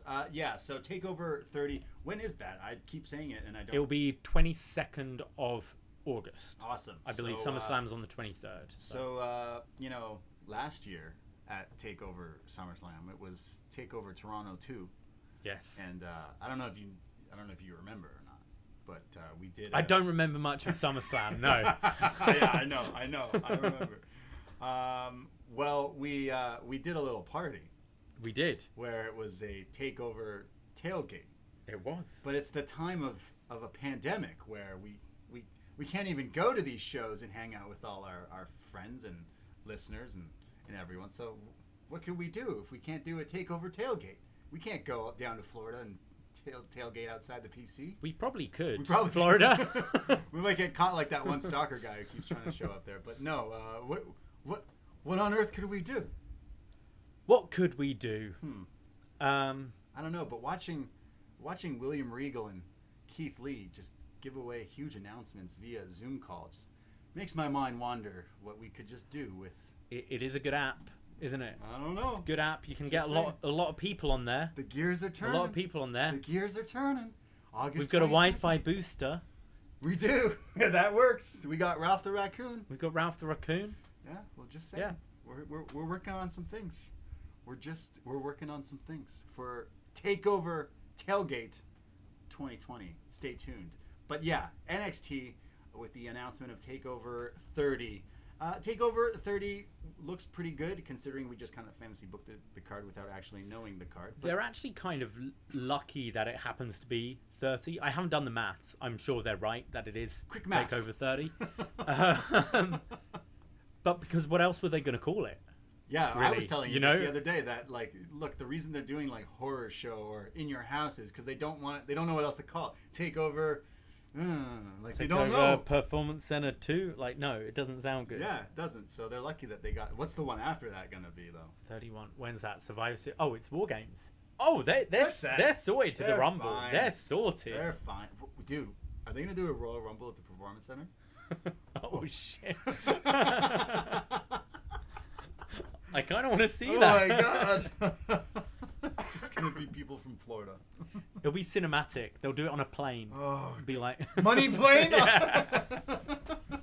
Should we add that to our review next month? There's a lot next month. Edge and maybe Kelsey September. Grammer. Oh my god. That was NXT. It had some ups and downs. I complained a little bit of the stuff, what they did and what they didn't do right. But I really enjoyed that triple threat match. That was the highlight for me. I have been going off about how I think Bronson Reed was like this diamond in the rough that was just waiting to kind of break through and show us what he's got. And man, he did that tonight. I think this guy is a future champion here in NXT. Just a future star, in my opinion. I want him to succeed. He's great. Fantastic stuff. Right, yeah, let's go to some feedback. Yes. So every week we post on the forum.postwrestling.com, where you can leave your feedback on tonight's episode. We start with Chris from Pennsylvania. That was an awesome triple threat match, and I'm even happier with the result of Bronson Reed winning. Personally, I think the secondary titles are most effective when they are held by up-and-coming fresh faces instead of guys who have already been established as main eventers. I'd much rather have guys like Reed and Swerve and Cameron Grimes in this ladder match than guys like Gargano or Roddy or Finn. They did seem to be hammering home the point of new opportunities with Lee giving up the belt, so I hope this is the direction they're going. Yeah, that's what I hope too, Chris, and we're off to a good start. Well, I just want Cameron Grimes. Cameron Grimes! Paul from New Jersey says, like Fetch, Dexter Lumis just isn't happening for me. That being said, heel Gargano is working overtime. Beth stated that the Beaver needs to be handled tenderly and passionately. I agree. Welcome to the ball pit. Shotzi Blackheart is a reckless butthole. Oh. Wow, that's mean. He says, Reed, Gargano, and Strong was fantastic. Australians all day. This week's Kona speculation on Raw, Drew McIntyre was discussing stipulations for yet another match with the boy who cried Dolph. As McIntyre was discussing stipulations, someone from the crowd yelled, eye for an eye, and everyone started laughing. Pollock believes it was Kona Reeves. This is where we need a sound effect for Kona Watch. We need a bell. We just ring every time you see Kona. After reviewing it myself and getting results back from the lab, I agree. From not wearing a mask to the best moment of Raw, Kona is crushing it. Thank you for making Extreme Rules bearable. Hey, thank you, Paul. You're very welcome, Paul. We go to Mystery. Hiya! Not much to say tonight, so I'll keep it very brief. Mercedes is probably going to be EO's first real actual threat to the title after that Robert Stone segment tonight. I just don't see Dakota being portrayed as an actual believable threat to Shirai's reign. Sorry. That ending with Kross Dijak was great, but went on for a bit too long. I'm also starting to lose interest in Kross because the only neat thing about him is his entrance right now. Overall, this episode of NXT was pretty weak, probably one of the weaker ones since the move to the USA Network. The biggest strength is the women's division, but they only had one match tonight and it was completely forgettable in the grand scheme of things. Question of the week. With Kairi officially being done in WWE, at least wrestling-wise, as of 2 days ago, what did you guys think of her potentially final match with Bayley? It was NXT levels of quality, and the fact she is likely leaving with a clean win over the longest reigning SmackDown Women's Champion shows that WWE is pretty confident that they can get her under some sort of ambassador deal. Yeah, I know we have the Kairi cutout here in the BDE. We're big Kairi fans. You, some more than others. But, she's... The rumors that she's going away and she is leaving for a little while. Maybe she'll wrestle one day again. I feel, because they've taped next week's as well, I feel they might have a tag or something next week with where you actually write off Kairi. It seems like it's on good terms, so it seems like maybe a Japanese tour or something like that she'd be willing to wrestle, maybe, or be involved somehow. I don't know, I get it. She's starting a family. She wants to be home to do that. It seems like that door is definitely kind of open for her though, which is nice. As long as she's happy, you know? Yeah, then you're happy. Yeah. Chris Thunder from Down Under. Oh man, what an amazing North American qualifying match. Having been lucky enough to have watched a lot of amazing matches with Bronson Reed, aka Jonah Rock, and you knew he had that something special from his various championship matches from PWG's Bola, and even an incredible match versus Minoru Suzuki at Festival Hall in Melbourne, which I saw live.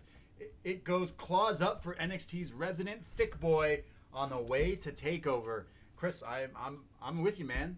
You know I love me some Aussies, and I'm on Team Aussie. Auszilla, bro. He's got a question for you, Davie, to end this. As an Arsenal follower myself, what are your thoughts on Liverpool winning the EPL and the league for the first time in 30 years? I feel sad for the fans who've waited so long when we were locked out. Stay safe and peace. I've got a lot of Liverpool friends, Liverpool fans who are friends, and I've never really had much of a problem with Liverpool. Oh. They're not United, they're not Chelsea, they're not City. I like Liverpool. I almost feel like they're the Arsenal of the North, and in recent years, a lot better than Arsenal. So I'm a fan of Klopp. I think he's been great. I know people are saying there's an asterisk because of the pandemic and stuff, but hey, these guys won the league like way before COVID was even a thing. They had a fantastic season, so I'm very happy for them. And I know a friend of the show, Mike Hogan, is in tears today watching them raise the cup. Oh, I thought that was because he was watching those Kanye West speeches. Oh, probably too. Yeah. So is Liverpool the Reds? They're red. Go yeah. Reds! There's a lot of Reds. Go Reds! Yeah. Go all the Reds. We go. Oh, that was me. Sorry. We go to Charbel, the chosen one. I love NXT so much. Fun BDE facts nobody asks for. Davie almost put the BDE on fire at least 17 times. Okay, yeah, well, that's behind a paywall. Stories like that. Wait, he's giving away stories we say on our Patreon about how you lot, like many days. Hey, I haven't done it for a long time. You haven't, because you've been called out. Even Wei Ting was scared that he thought our place burned down. That because you keep making food and then leaving it on and then going to bed. Thatcheroni, do I need to say more? Can't wait for the triple threat next week. Wow. I'm eager to see how Finn, Thatcher and Lumis can put it all together. I want two things in my NXT. First, I want the first time ever 2-hour Iron Man match between Gargano and Strong. Yeah. I mean, that would be good. Yeah, I'd watch. Second, I'm repeating myself, but come on, what are you waiting for with Kross? Pull the trigger like right now. I think they are. They are. I think they are. They are, Charbel. I think he was really hot, like White Claw level hot. Is it going away, or do you think he is still over AF? No, I think they're building for him to main event take over Dirty. Give it time, Charbel. You of all, the chosen one. You should know what patience is, young Padawan. Have a little patience. Yeah, have a little faith. And last one here, we go to friend of the show, Jesse from the Six, who asks, Braden, why do you pronounce sorry like an American? And Davie, why don't you pronounce debut like an Englishman? Take care. I say debut. I say sorry. Sorry? You say sorry. I said it purposely because I was like reading it. And I'm Jesse, like, how do sorry. Englishmen say debut? All I know is Canadians say sorry the best because we say it. Americans don't say it. Debut. Debut? No, we don't Debo. say debut. Jesse, you got to send me a voice message. Jesse, I'm so sorry. Voice message me. Sorry. Debut. Sorry. Well, that's feedback. Thank you, everyone, for writing feedback, as in everyone who writes in every week. We appreciate it. And that's it. That was NXT. You can find Up Next every Wednesday night. We do this live on our YouTube. Shout out the YouTube room. They were hot tonight. The kid was hot tonight. The chat was fire tonight. Chat was fire. That's my new favorite thing. Chat was fire. How was dinner? I don't know, but the chat was fire. Yeah, thank you for listening and supporting the show. Again, we are on Patreon, patreon.com/upnext. And this extreme month rolls on. We've done Best Match Ever, Masato Tanaka versus Mike Awesome with Nate Milton. We've got our Anarchy Rules review that is out already as well. We also have our Best Match Ever, Terry Funk. He's one bad motherfunker, and we're going to be chatting all about that one. I can't wait to nerd out with some old school Terry Funk and talk about Roadhouse and maybe more Patrick Swayze. Best Match Ever, Patrick Swayze is something that needs to kind of happen down the line. And then our review, the real main event, the real moneymaker, Wei Ting joining us for edition of Up Yours. He has selected Tom Green in Freddy Got Fingered. So it is truly an extreme month here at the BDE on our Patreon. $5 a month gets you all of those shows I just mentioned and everything else in our back catalog. And yeah, just absolutely. Crazy. Thank you for supporting. Just before we leave, we'd like to say thank you to some of our supporters who help us keep this show free each and every week. I'd like to say a thank you to Kevin Anderson. Cameron Grimes. I want to say a big thank you to the Kings of Sport. They sound familiar. Huh. Thank you very much, Nate. Thank you. Go check out those guys as well. Nate was on our show just the other week. Fantastic. Chatted with him about Impact on Saturday. I love chatting to that guy. He's awesome. Great. Check out Kings of Sport. Impact, Mike Awesome, and Hamilton. He's on fire. He's on fire. I want to say thank you to Matt Gesk. I want to say a big thank you to Chris Patterson. To the moon. And a big thank you to Brian McCoy. Hey, thank you, Brian. And thank you to Mike Roche. And thank you to Cody Redman. And a big thank you to Brian Ostaff, Robert Rose, kind of like Robert Stone, but the Robert Stone Rose. And thank you to John Taylor and all of our patrons and all of our listeners who listen to this very show as well. Thank you very much. We will be back next week. Again, join our Facebook page, facebook.com/upnextpodcast, as well as the Facebook group, which is so much fun. Been chatting with all of the listeners in that as well. And the Twitter @upnextpodcast. And I myself, Braden Herrington. You can find me on Twitter and on Instagram. I am @TheBrady. And I am @Davie Portman. Thank you for listening. Take care of yourselves. Wear a mask. Tell someone you know to wear a mask. Wash your hands. And I'm going to go look at pictures of Martha Stewart. Take care. Goodbye. And be safe. Ahoy! Thank you, YouTube room. All right. Thank you, guys. That was a lot of fun this week. Jonathan Taylor Thomas. Yes, I was thinking that. What's that? Someone in the thank yous says John Taylor, and I was like, Jonathan Taylor Thomas is a patron. Love it. Wear a mask. Wash your ass. Yeah. Wear a mask. Thanks, Eric. Thank you for listening and joining us here tonight, YouTube Room. We will be back. Thank you to all the regulars, to new people listening, watching, viewing. Thank you. Thank you very much. We'll see you soon. Bye.